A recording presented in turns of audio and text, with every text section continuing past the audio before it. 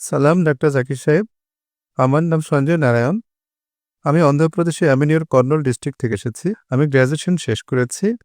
আলহামদুলিল্লাহ আমি আল্লাহর হেদায়েতে ইসলাম ধর্ম গ্রহণ করেছি। কিন্তু আমার পিতামাতা এটা মেনে নেননি। আলহামদুলিল্লাহ আমার দাদা মেনে নিয়েছেন। হিন্দু তারা শুধু ঈশ্বরে বিশ্বাস করেন। আমি জানতে চাই শয়তান প্রসঙ্গে। এটা আমি জানি যে শয়তানকেও আল্লাহ সৃষ্টি করেছেন। শয়তানের অন্য নামগুলো কোরআন মজিদে ও বেদে কোরআন মজিদ ও বেদে শয়তানের অন্য নামগুলো কি, কি? এবং আমার দাদা একটা প্রশ্ন করেছেন, যখন কলিযুগ শেষ হবে, আমি জানি অচিরেই কিয়ামত হবে। সে জানতে চাই কখন কলিযুগ শেষ হবে? এবং অনেক হিন্দুরা শ্রীরাম, সাই বাবা, শ্রীকৃষ্ণকে। আমি জানি যে আল্লাহ শুধু একজনই। কিন্তু সব মিলিয়ে পয়গম্বর তো অনেক এসেছেন। প্রায় 1,24,24,000 পয়গম্বর। শ্রীকৃষ্ণ, শ্রীরাম, সাই বাবা তারা তারা কি পয়গম্বর ছিলেন? এবং আমার আরেকটি প্রশ্ন হচ্ছে, বর্তমানে কর্নলে এবং চেন্নাইতেও কিছু মানুষ বিশ্বাস করে কালকি পাওয়ান, আমা পাওয়ানকে। আপনার কাছে কি তাদের সম্পর্কে কোনো তথ্য আছে? ভাই, আপনি প্রশ্ন করলেন। আলহামদুলিল্লাহ, ইসলাম কবুল করেছেন। আল্লাহ সুবহানাহু ওয়া তাআলা আপনাকে ভালো রাখুন এবং আপনার চেষ্টাকে কবুল করে নিন। আপনার প্রশ্ন হচ্ছে যে শয়তান আছে, এই শয়তান কি ইসলাম ছাড়া হিন্দু ধর্মেও আছে এবং তার নামগুলো কি? দ্বিতীয় প্রশ্ন হচ্ছে কলিযুগ কি এসে গেছে? তৃতীয় প্রশ্ন, আমরা শ্রীকৃষ্ণ শ্রীরামকে পয়গম্বর ভাবতে পারি কিনা? এবং চতুর্থ প্রশ্ন হচ্ছে কলকি অবতার প্রসঙ্গে। প্রথম প্রশ্ন, শয়তানের নাম কি? শয়তানের যে প্রধান, তার নাম কোরআন মজিদে আছে ইবলিশ।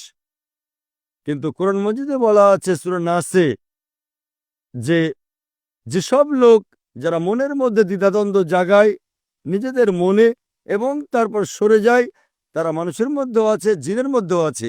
শয়তান কোরআন মজিদ অনুযায়ী মানুষের মধ্যেও শয়তান আছে, জিনদের মধ্যেও আছে। মানুষ এবং শয়তান উভয়কেই স্বাধীনতা দেওয়া হয়েছে। আমরা চাইলে আল্লাহর কথা মানতে পারি, চাইলে নাও মানতে পারি। যে লোক স্বাধীনতা পাওয়ার পরও আল্লাহ সুবহানাহু ওয়া তাআলার আদেশ পালন করে, তাদের মর্যাদা ফেরেশতাদের উপরে। যে আল্লাহ তাআলার বিরুদ্ধাচরণ করে তাকে বলা হয় শয়তান। সুতরাং শয়তান মানুষের মধ্যেও আছে এবং জিনদের মধ্যেও আছে। আর এ প্রসঙ্গে বিভিন্ন ধর্মগ্রন্থ বলা হয়েছে শয়তান বা ডেভিল, ইংরেজিতে বলা হয় ডেভিল, বাইবেলে তার নাম হচ্ছে ডেভিল। একইভাবে হিন্দু ধর্ম সহ অন্যান্য ধর্মগ্রন্থেও লেখা আছে শয়তান, এবং পার্সি ধর্মের গ্রন্থে এহেরমান। তাই সব ধর্মে একটা শয়তানি শক্তি আছে। তাকে শয়তান বলেন, ডেভিল বলেন বা ইবলিশ বলেন। আপনার দ্বিতীয় প্রশ্ন হচ্ছে কলিযুগ সেটা কি এসে গেছে? আর তৃতীয় প্রশ্ন যে আমরা শ্রীকৃষ্ণ শ্রীরামকে পয়গম্বর ভাবতে পারি কি না। মোহাম্মদ সাল্লাল্লাহু আলাইহি ওয়াসাল্লাম বলেছেন, সহিহ হাদিস, মিশকাত আল নিসাবি, অধ্যায় নম্বর 3, হাদিস নম্বর 5373, যার উল্লেখ আছে মুসনাদ আহমদ অধ্যায় নম্বর 5, পৃষ্ঠা নম্বর 265 ও 266-তে।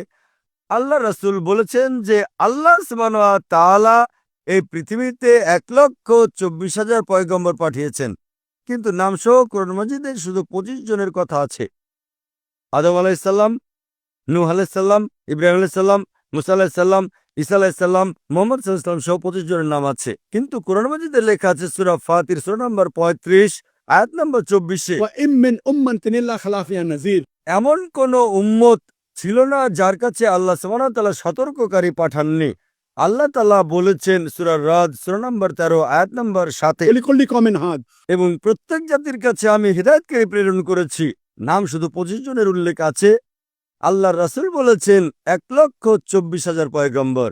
আপনি আমাকে জিজ্ঞেস করলেন যে হতে পারে শ্রীকৃষ্ণ পয়গম্বর ছিলেন, অথবা হতে পারে যে শ্রীরাম পয়গম্বর ছিলেন। যেহেতু কোরআন মাজিদে শ্রীকৃষ্ণ অথবা শ্রীরামের কথা বলা হয়নি, কোনো সহিহ হাদিসেও নেই, এজন্য আমি বলতে পারবো না যে তারা পয়গম্বর ছিলেন। আমি বলতে পারি এটা হতে পারে, মেবি হতে পারে তারা পয়গম্বর ছিলেন, হতে পারে পয়গম্বর ছিলেন না। কিন্তু আমি বলতে পারি না যে তারা 100% নিশ্চিত পয়গম্বর ছিলেন। কিছু মানুষ বলে রাম আলাইহিস সালাম, এটা ভুল, এটা বললে ভুল হবে। তাই শ্রীকৃষ্ণ শ্রীরাম হতে পারে পয়গম্বর ছিলেন, হতে পারে পয়গম্বর ছিলেন না, কিন্তু যদি তারা পয়গম্বর হয়েও থাকেন, যে সকল পয়গম্বর মুহাম্মদ সাল্লাল্লাহু আলাইহি ওয়াসাল্লামের পূর্বে এসেছেন তাদেরকে শুধু একটা জাতির জন্য পাঠানো হয়েছিল, তাদের গোত্রের জন্য, এবং তাদের কথা একটা নির্দিষ্ট সময়ের জন্য নির্ধারিত ছিল। এই জন্য আজ আপনি ইন্ডিয়াতে বসবাস করেন, অথবা আমেরিকায়, অথবা ইউকেতে, অথবা সৌদি আরবে, বর্তমানে শেষ পয়গম্বর যা কোরআনে লেখা আছে সূরা আম্বিয়া সূরা নম্বর 21 আয়াত নম্বর 107-এ, وما أرسلناك إلا رحمة العالمين আমি মোহাম্মদ সাল্লাল্লাহু আলাইহি ওয়াসাল্লামকে পাঠিয়েছি কিন্তু শুধু রহমত হিসেবে সমগ্র সৃষ্টির জন্য, সমগ্র মানবজাতির জন্য, সমগ্র পৃথিবীর জন্য। যেহেতু মোহাম্মদ সাল্লাল্লাহু আলাইহি ওয়াসাল্লাম ছিলেন শেষ পয়গম্বর, তাকে শুধুমাত্র মুসলমান বা আরবদের জন্যই পাঠানো হয়নি, তাকে পাঠানো হয়েছিল সমগ্র মানবজাতির জন্য। তাই আজ হয়তো আপনি বাস করছেন ভারতে, অথবা ইউএসএতে, অথবা ইউকেতে, অথবা সিঙ্গাপুরে, অথবা সৌদি আরবে, আপনাকে বিশ্বাস করতে হবে শেষ পয়গম্বর মুহাম্মদ সাল্লাল্লাহু আলাইহি সাল্লাম। আর এটা লেখা আছে হিন্দু ধর্মের গ্রন্থেও। যেমন আপনি বললেন কল্কি অবতার সম্পর্কে, এই বিষয়ে আমি লেকচার দিয়েছিলাম গত শনিবার, এক সপ্তাহ আগে, 15 তারিখে। এই মঞ্চে এক সপ্তাহ আগে আমি বলেছিলাম মুহাম্মদ সাল্লাল্লাহু আলাইহি সাল্লামের কথা বিভিন্ন ধর্মের গ্রন্থসমূহে, এবং সেই বক্তব্যে আমি কল্কি অবতারের কথাও বলেছিলাম।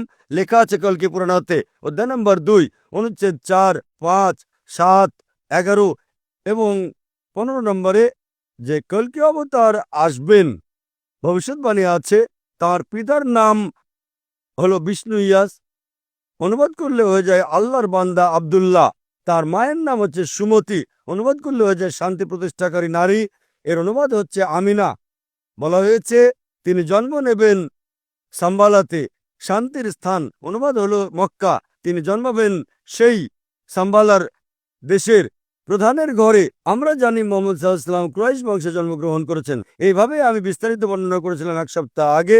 কল্কি অবতার, এই কল্কি অবতার হলেন শেষ পয়গম্বর মুহাম্মদ সাল্লাল্লাহু আলাইহি ওয়াসাল্লাম। আপনি এই বিষয়টা আপনার পিতাকে জানাতে পারেন, এবং ইনশাল্লাহ আমি দোয়া করব আপনার পিতা যেন হেদায়েত হন। আসসালামু আলাইকুম।